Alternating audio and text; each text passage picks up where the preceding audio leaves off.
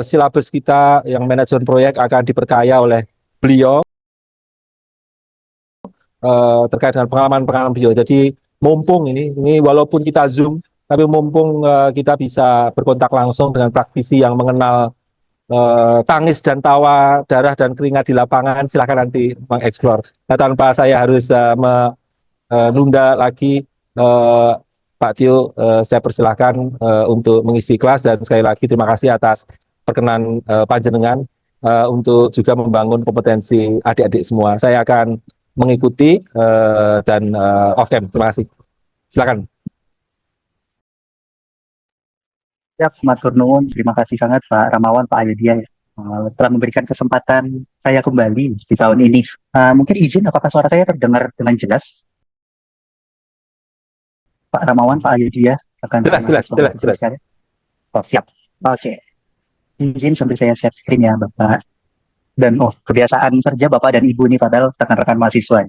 Jika tidak sudah tampil, setelah kita refreshment sedikit tentang AI ya, AI yang familiar dari rekan-rekan juga, mungkin dari ChatGPT, Gemini, kemudian ada Copilot, ada Notion, Perplexity, dan juga Blackbox AI masih banyak banget, banyak juga yang ada di internet, bahkan kadang-kadang sih mengakunya AI, padahal sih sebenarnya bukan AI sih kalau kita lakukan itu. Jadi memang kategori AI ini beragam, mulai dari menjawab pertanyaan kita, kemudian membantu kita tulis untuk video, tulis kita untuk editing image, dan lain sebagainya, kayak mungkin di IG atau Instagram dan lain sebagainya, ada juga detik.ai. Nah, itu biasanya buka foto kita, terus pakai muka kita, tapi bajunya baju jas dan lain sebagainya, itu juga dalam bentuk AI. Selanjutnya strategi untuk menjadi untuk PLTS di PLN salah satunya. Ini saya ambil beritanya masih di 2023 waktu itu, bulan September, bahwa bulan depan atau Oktober 2023 PLTS terapung raksasa akan operasi. Dan hal ini adalah PLTS di Cirata plottingnya. Jadi memang PLTS kita back to the PLTS lagi ya. Sebenarnya memang concern saya sejauh ini masih di PLTS. Di Cirata itu ada beberapa PLTS. Ada yang untuk pembelajaran land base kalau saya tidak salah 1-2 megawatt peak. Kemudian ada juga yang rooftop sekian ratus kilowatt peak. Kemudian paling besar memang PLTS Cirata 192 megawatt peak. Dan di sini sebelah kiri adalah berita, sebelah kanan adalah kalau kita main Google Maps terus citra satelit ataupun di depan lokasinya tuh di sini gitu loh. Jadi memang kalau kita lihat belum ada PLTS-nya karena citra satelit Google pada sampai saat ini itu belum terupdate.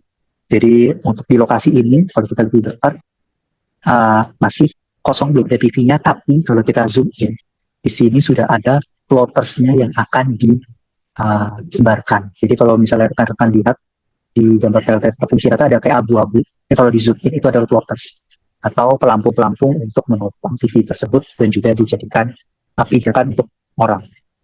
Jadi kenapa di sini saya masukkan karena Cirata memang sudah not in national Indonesia tapi sudah mendunia. Bahkan mungkin kalau ada yang ikuti Nas Dewi juga ya, Nas Dewi sudah pernah meliput Cirata dan sudah pernah datang ke Indonesia 2 kali. Pertama karena memang agenda summit, yang kedua adalah untuk melihat LTS terapung ketiga terbesar di dunia. Jadi kita harus spesifik masukin keyword. Kalau kita bisa LTS terbesar di dunia atau the biggest solar cell power plant, itu Cirata nggak masuk. Tapi kalau kita masukin keywordnya the biggest floating solar power plant in the world, baru Cirata masuk. Jadi emang ada kata-kata kunci floating. Kalau kita the biggest solar cell itu Cirata nggak masuk karena banyak sekali yang kapasitasnya bahkan sampai 1000 megawatt atau 1 gigawatt kalau saya tidak salah. Ada beberapa di India kalau saya tidak salah itu paling besar di dunia. Kalau ini floating ketiga terbesar di dunia.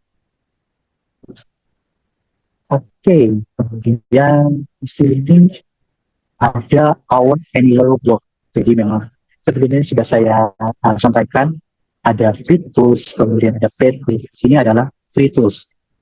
Jadi di sini rekan-rekan bisa gunakan. Bahkan sekarang bisa new tab kalau yang di atau komputer bisa new tab. Kemudian disebut global solar atlas untuk yang PV atau global wind atlas untuk yang turbin angin atau wind turbine. Dan ini memang kalau saya tidak salah dia itu gratis karena sudah dibiayai oleh World Bank Group. Jadi memang sebenarnya istilahnya gak ada yang gratis ya di dunia ini, tapi yang gratis itu biasanya sudah disponsori atau memang istilahnya non-benefit. So, ini sebuah lembaga yang tidak menarik profit sama sekali. Jadi kalau sebelah kiri ini, kalau rekan-rekan memiliki invest air turbin angin, memang di Indonesia ini dapat dikatakan tidak potensial.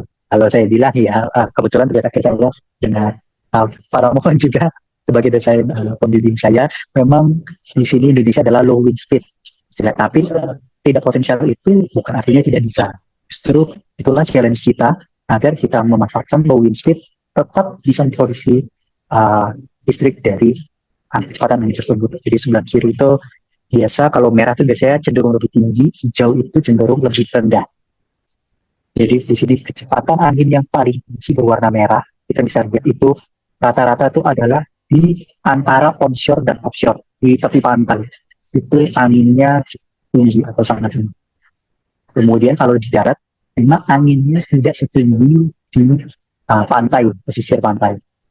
Sehingga kalau kita lihat juga, walaupun pesisir pantai di Indonesia, itu yang diwarnai warna putih di tengah-tengah, tidak sewarna merah Australia, kemudian China, Thailand, Jepang, dan beberapa negara lainnya, karena memang wilayah kita untuk wind turbine, renewable wind turbine, bagian itu tidak secantik renewable yang lain. Jadi kita lihat juga bahwa ada renewable yang cantik di Indonesia. Ya, sebenarnya sih, langsung saya kasih keywordnya adalah geothermal performance study. Itu karena cadangan geothermal di Indonesia memang sangat luar biasa di dunia. Nomor sekian di dunia.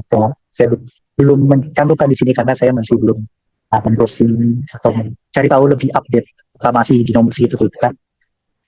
Jadi sedikit saya share terkait tugas saya itu lebih ke arah turbin angin di Indonesia. Waktu itu saya tidak studi case di suatu tempat, tapi lebih ke arah how to increase the low wind speed so we can optimize the area to using wind turbine. Jadi intinya gimana sih kita meningkatkan kecepatan angin di wilayah-wilayah low wind speed atau di wilayah kecepatan angin yang rendah. Salah satunya bagaimana kalau kita bikin yang namanya wind lens atau lensa angin. Jadi kayak semacam turbin angin pada umumnya yang tidak terlalu besar, dia itu diberikan semacam bingkai yang dari diameter besar ke diameter sedikit kecil, seperti corong. Kalau misalnya akan terus ini mungkin nanti setelah ini saya akan googling dan konsultan bisa lihat windman seperti apa. Seperti itu, namun saya tidak mengambil tema windman. Tapi ada juga artikel atau risetnya seseorang dan grup terkait namanya adalah Invelox atau Increase Velocity. Jadi dia menggunakan kolongan atau tunnel, wind tunnel untuk meningkatkan kecepatan angin. Plus minusnya tetap ada. Jadi memang secara baiknya kita ambil positifnya itu adalah increasing wind speed. Jadi intensitas kita misalnya 4 meter per second. 4 meter per second itu untuk turbin angin sangat rendah ya, dari bisa memutar turbin di cut off wind speednya sekitar 3,2 rata-rata untuk turbin besar. Nah, kita itu misalnya 4 meter per second ketika dimasukkan ke dalam Invelox atau Increase Velocity itu up to 2.5 saya tidak salah, beragam karena memang Invelox itu saya mainkan dimensinya sehingga mendapatkan rasio yang beragam. Jadi ada yang 2,1 pengalinya dalam arti misalnya input 4 meter per second, keluarannya adalah 8,2 meter per second. Dan yang paling tinggi waktu itu saya dapatkan pas itu adalah 2,78. Kita boleh percaya 2,8. Mungkin dengan simpel 4 meter per second, angin yang dapat dimanfaatkan sampai dengan 10 meter per second. Atau hampir 11 meter per second. Untuk angin 10 meter per second ini sudah cukup baik untuk turbin angin. Itu kita melihat sisi baiknya gitu. Kita melihat apa sih kurangnya dari Velox ini gitu. Apa yang masih perlu bisa diperbaiki ya, lebih ke arah lahan. Jadi untuk wind tunnel tentu akan membutuhkan lahan yang cukup luas, sama seperti wind turbine pada umumnya. Jadi wind turbine pada umumnya biasanya di lapangan yang luas didirikan langsung yang beserta turbin anginnya. Itu kapasitas 1 megawatt, 2 megawatt itu banyak di bukan di Indonesia. Kalau di Indonesia di Janiponto ya di Sulawesi ada PLTBC saya tidak salah kapasitas sekitar 70 megawatt, mungkin bisa dikoreksi jika saya salah, itu sudah menggunakan LTB atau turbin angin yang cukup besar, sama seperti di Belanda, kemudian di beberapa negara lainnya. Itu ada di Indonesia, di Sidrap, Sulawesi Selatan. Nah, namun tentu sebelum dilakukannya proyek pembangunan PLT di Sidrap sudah ada engineering sebelumnya dan melakukan feasibility study, akhirnya membangun PLTB di sana. Nah, jadi memang untuk kalau kita zoom in ya, saya di sini ini tidak masalah, mungkin nanti sekalian saya buka browsernya, saya sini. Memang potensinya banyakkan untuk wind turbine di daerah Pulau Sulawesi. Jadi adanya PLTB Sidrap memang karena potensi angin terbesar di Indonesia ada di pesisir pantai dan di Pulau Sulawesi. Karena kita bisa lihat ya dari bentuk pulaunya aja, Pulau Sulawesi dapat dikatakan paling putih. Jawa kan rada gemuk, Sumatera lebih gemuk, Kalimantan lebih gemuk lagi, Papua lebih gemuk. Jadi pesisir pantainya kan angin kencang, begitu sudah masuk ke daerah tengah sudah lebih aman. Sedangkan Sulawesi kan dari ujung pantai sisi barat, sisi timur itu tidak setebal yang pulau ini. Jadi memang seperti itu atau potential wind speed di Sulawesi itu lebih tinggi kan pulau-pulau lain. Nah, ini sebelah kiri terkait wind turbine, jadi ini kenapa kita melakukan power work, karena kita bisa lakukan dimanapun. Tidak bisa di kantor, tidak bisa di kampus, kita bisa lakukan di kosan. Kita bisa lakukan di nongkrong, di kafe, atau ya mungkin di lapangan ya. Kalau di lapangan kita main di kampus dan dan sebagainya. Kemudian yang kanan ini adalah kabel solar atlas, ini untuk yang solar. Sebelumnya izin para mohon Pak Yudhya dan rekan-rekan mahasiswa mungkin yang mendapatkan informasi kelas ini sampai 17 lewat 10. Namun aktualnya mungkin kelas ini akan berakhir di 17.30, betul ya Pak Amal Pak Yudhya ya. Mungkin kita masih punya waktu sekitar 15-20 menit lagi. Oke, yang sebelah kanan ini adalah global solar atlas di solar potential solar in Indonesia. Di sini sudah saya zoom in, dan lagi-lagi untuk solar sama seperti wind tidak sepotensial yang renewable. Jadi renewable untuk wind atau angin di Indonesia tidak terlalu tinggi. Kemudian potensial di Indonesia untuk solar atau VLTS juga tidak terlalu tinggi. Akan tetapi dan notisnya akan tetapi di Indonesia beberapa wilayah ada yang cukup tinggi. Kalau kita zoom in lagi, ada beberapa wilayah di Jawa Timur. Kalau misalnya terlihat di sini, kuningnya cukup menyentuh ke arah merah atau dikatakan orange ya. Kemudian dan juga merah Nusa Tenggara, NTT dan juga NTB di sini cukup potensial karena warnanya sudah lebih orange menuju merah. That's why atau mengapa awal-awal PLTS itu di Indonesia dikembangkan ada di Nusa Tenggara. Jadi untuk pembangkit surya di Indonesia di tahun sebelum 2020 ya, misalnya 2012, 2015, rata-rata pasti mengambil atau meletakkan PLTS di Nusa Tenggara ataupun di Jawa Timur. Cenderung area-area mendekati benua Australia karena potensinya paling banyak di sana. Namun seiring berjalannya waktu, data juga semakin banyak. Ternyata LPS itu semisal kita taruh di Kalimantan Sumatera. Oke, dia memang lebih rendah dibandingkan potensi Jawa Timur sama di Nusa Tenggara. Tapi balik lagi kalau kita punya usaha yang kita punya perusahaan, berapa sih CBA yang bisa dihasilkan? Terus cost benefit analysis yang bisa kita dapatkan, berapa break even point atau BEP gitu, berapa sih global model lah istilahnya, kayak kita misalnya buka Warmindo gitu, Warmindo modal 200 juta 200 juta itu balik ke kita kapan sih, tahun keberapa. Nah itu sama seperti kalau PLTS misalkan di Pulau Sumatera itu sudah menyentuh BEP ya, break even point itu sudah di bawah 10 tahun untuk break even point. Namun dengan catatan LPS yang dipasang di wilayah misalnya Sumatera dan Kalimantan yang tidak sepotensial yang lebih besar data, itu kapasitasnya cukup besar. Semisal 1 megawatt ke atas itu lebih visible secara cost. Jadi untuk cost benefit analisisnya atau dapatkan critical point-nya itu lebih cepat karena kita mendapatkan listriknya itu lebih banyak, sehingga bila kita konversi dari harga listrik ke energi listrik yang dihasilkan itu lebih cepat dari modalnya. Jadi memang cukup banyak yang kita lakukan di dalam, kita survei di dalam feasibility study bahwa tidak selamanya yang tidak potensial itu tidak bisa dilakukan.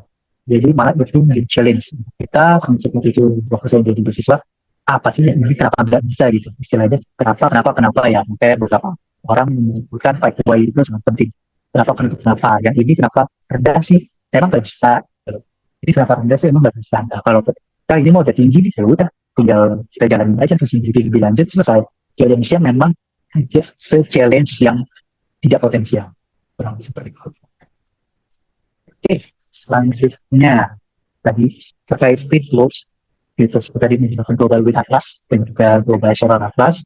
Sebenarnya mereka itu fat loss, namun sudah dibiayai oleh World Bank Group kalau tidak salah, dan data-data mereka itu dari solar GIS kalau bikin solar, dan kalau wind itu saya lupa data untuk data yang gitu. Selanjutnya di sini ada yang fat loss gitu.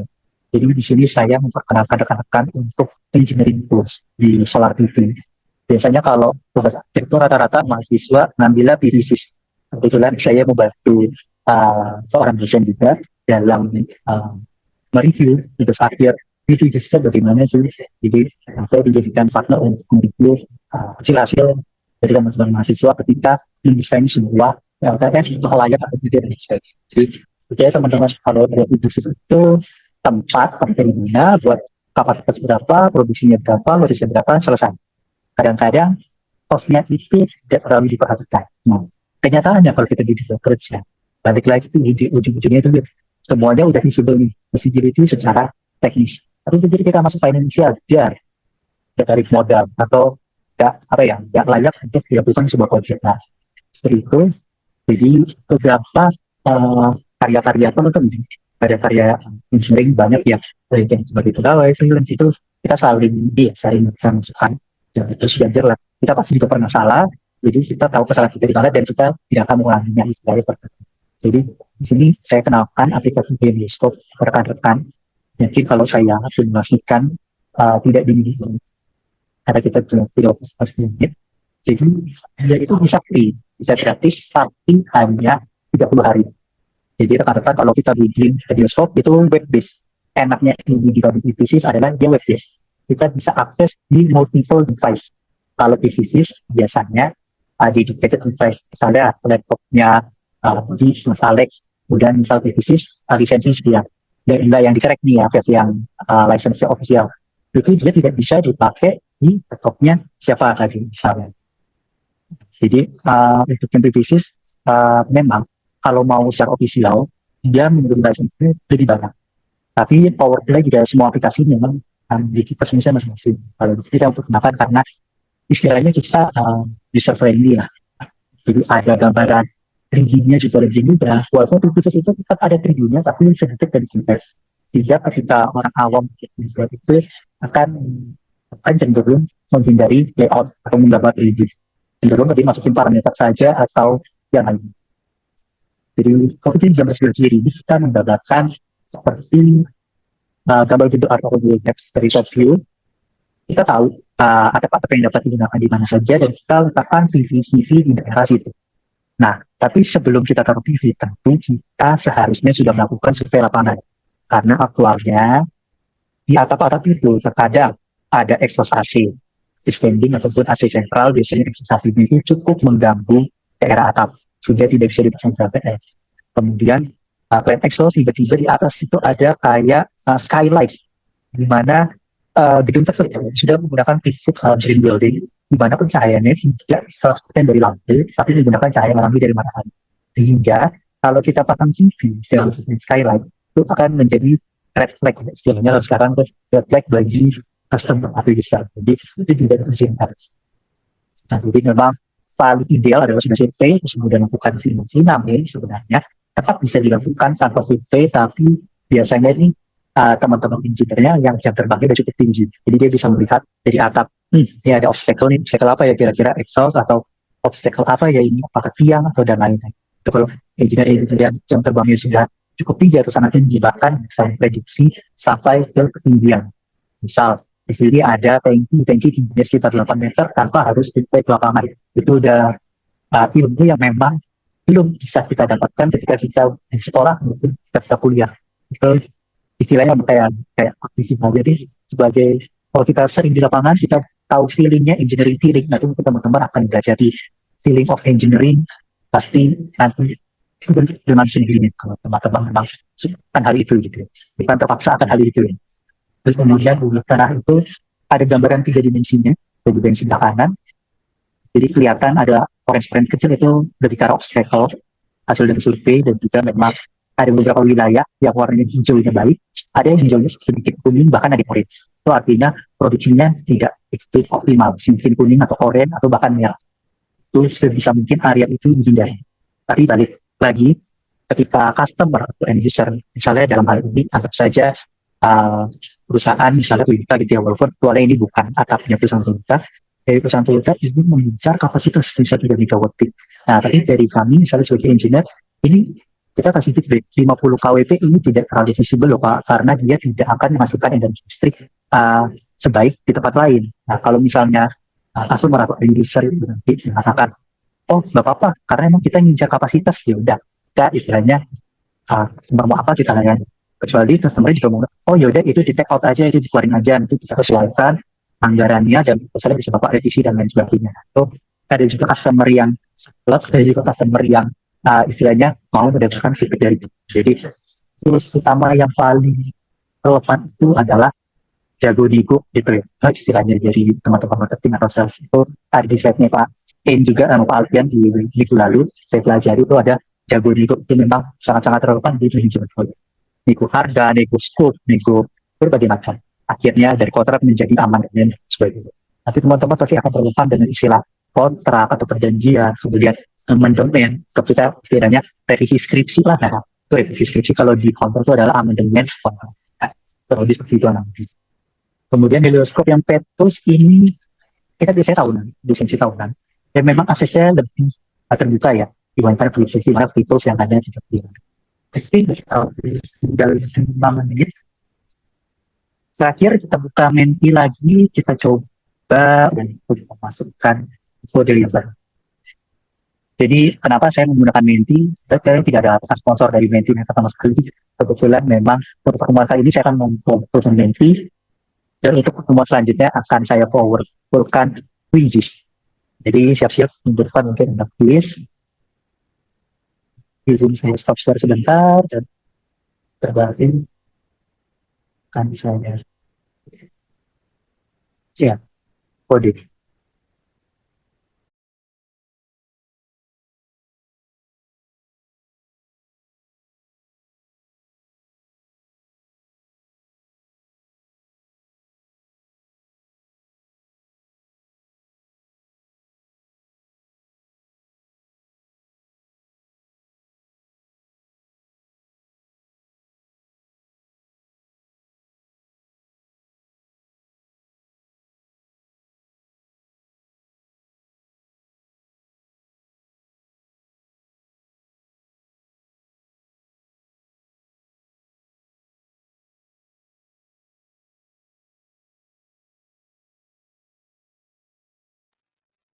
Jadi di sini bukan untuk input kata. Kalau tadi kita input kata dan membuat word cloud atau semacam kumpulan dari sini menjadi sebuah awan.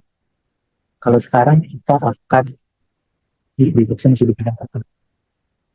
Sekarang kita akan menentukan goals kita. Tujuan kita apa sih? Tujuan kita belajar. Ketika kita mendapatkan nilai A, kalau saya sih tentu ya satu misalnya dapat nilai A gitu ya, itu kan ngaruh IP, PK, score ya. Kemudian yang kedua understanding what happened in this world. Jadi ya kita ditahu lah apa sih, memahami apa yang terjadi di dunia ini kita saat ini, kemarin ataupun besok. Jadi kayak tadi ada kita bahas di AI, jadi yang itu dengan apa sih baik untuk kita maupun untuk lingkungan. Ya. Kemudian selanjutnya continuous learning, sama seperti waktu saya bilang waktu itu ke arah long life learner, tidak LL dan ke arah continuous learning. Jadi kita berhenti ketika kita selesai kuliah, kita sudah menjadi misalnya sarjana gitu ya, sarjana teknik, apa itu tujuan hidup kita. Dan misalnya kita udah ikut PIT program ini ya untuk menjadi insinyur, kita sudah selesai sampai insinyur, sampai ST, sampai magister, MBA, MT, PMN, ataukah sampai doktor, profesor, apakah sudah cukup? Ataukah tidak apa kita ST, tapi ketika kita continuous learning, siapa tahu sebenarnya our skill or our knowledge is equal with the profession. Bisa jadi seperti itu karena kita melakukan session yang continuous learning dan juga kita tetap yang terakhir adalah stay relevan. Ketika ada sesuatu yang baru, jangan ikut dicoba. Istilahnya kita coba dulu, kalau gagal ya itu bagian pembelajaran. Dan memang ngomong itu mudah, yang sulit adalah melakukan. Itu memang sangat-sangat mungkin teman-teman alami, saya juga alami. Memang tindakan ini sangat sulit dilakukan. Mungkin harus kita lakukan dari sekarang. Oke, mungkin sekarang sudah ada 3 yang memasukkan goals-nya. Saya curiganya 3 ini, satu saya, satu Pak Ayat, satu Pak Rahmawan nih. Kalau udah ada nih tanda-tanda mahasiswa nih, karena udah jam-jam proklamasi, 17.30, menjelang mau maghrib juga mungkin tidak sekitar jam 6. Dengan dimana di Jogja mau keluar Indo atau ke Burjo habis ini silakan monggo, mantap atau mau nongkrong. Kita tunggu mungkin sampai minimalnya lebih dari 10. Choose your goals. Sambil mengisi, mungkin di sini saya mau memberitahu bahwa pada tahun lalu praktisi mengajar yang di kelas ada Pak N dan juga kemudian sering dengan saya di akhir kelas saya melakukan tiap orang atau tiap kelompok di sebuah kelas melakukan teaching. Nah, awalnya saya ingin menghapus itu karena out of time, jadi offset data ini itu harusnya 2 jam sampai di setengah jam. Dan saya mendapatkan feedback dari rekan mahasiswa bahwa ini kita udah offset nih, jadi 3 SKS nih kalau 2,5 jam gitu ya. Hasilkan 2 SKS. Nah, jadi di sini nggak saya tawarkan, tapi di akhir pembelajaran saya akan men-challenge teman-teman untuk melakukan teaching. Teaching ini adalah short presentation, atau mungkin rata-rata nanti bisa mencari short presentation. Jadi kita bisa belajar sebagai sales, kita belajar dari marketing, ataupun kita bisa belajar sebagai engineering yang paham akan sebuah proses ataupun meyakinkan seseorang. Meyakinkan seseorang apakah dia customer, apakah dia meyakinkan misalnya yang mencari pasangan, meyakinkan calon pacar, atau meyakinkan calon istri atau suami. Itu bagaimana sih metode-metode, tapi saya tidak akan ajarkan di sini, namun saya akan memberikan kesempatan untuk melakukan teaching, terutama di manajemen project, agar bisa mendapatkan customer dan baliknya UUD dan undang-undang dasar, tapi ujung-ujungnya. Jadi itu ya istilahnya, itu saya istilahnya tidak akan menggunakan kata itu untuk keuntungan semata, namun memang kita harus lihat kondisi teknis dan finansial. Dan itu kadang kalau kita kuliahan kita akan fokus ke teknis dan kita akan sedikit melupakan finansial. Kurang lebih seperti itu. Di sini sudah ada 4 dari 18 bin 5 yang berbagi saya, para mawon Pak Agus, ini sama Mas Lanjut. 13 orang. Dan di sini sejauh ini berarti di sini mungkin saya akan jadi kita pertemuan pertama bahwa tingkat partisipasi atau keaktifan di jam segini memang sepertinya sangat rawan ya Pak Rahmawan ya, dari ke jam 6 ini.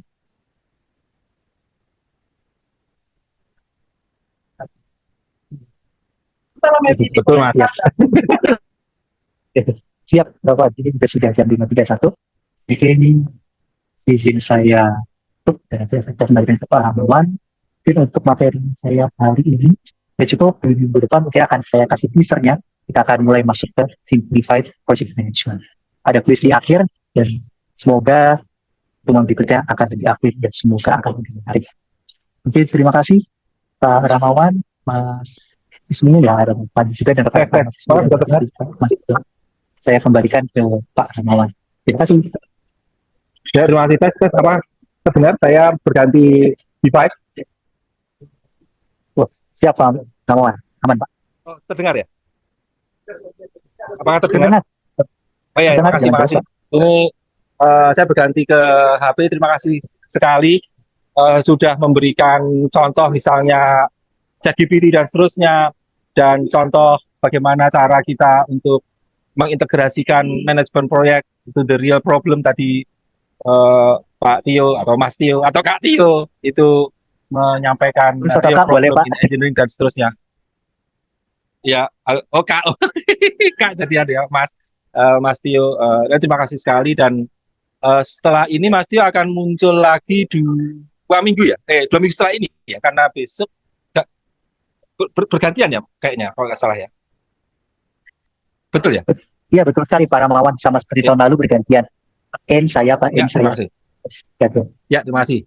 Berarti minggu depan kita akan bertemu lagi dengan Mas Tio 2 minggu lagi. Dan untuk adik-adik, siapa tahu kuliah ini masih membutuhkan mengunyah informasi dari Mas Tio.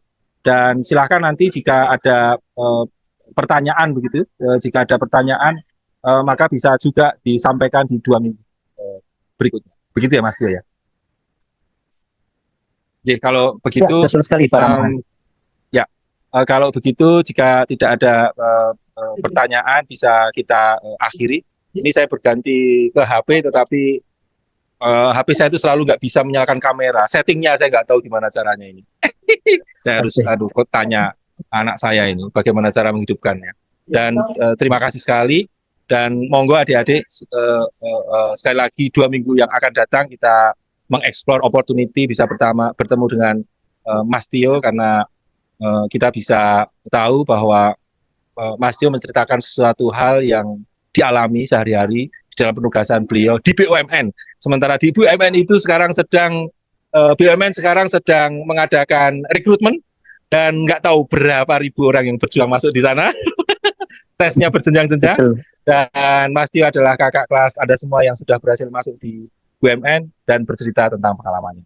Sekali lagi terima kasih Mas Tio atas perkenannya untuk sekali lagi memperkuat mata kuliah ini, dan saya akan mengakhiri mata kuliah ini. Terima kasih, kita bertemu untuk mahasiswa minggu depan dan akan bertemu dengan Mas Tio lagi 2 minggu lagi. Terima kasih, selamat sore adik-adik semua, selamat istirahat.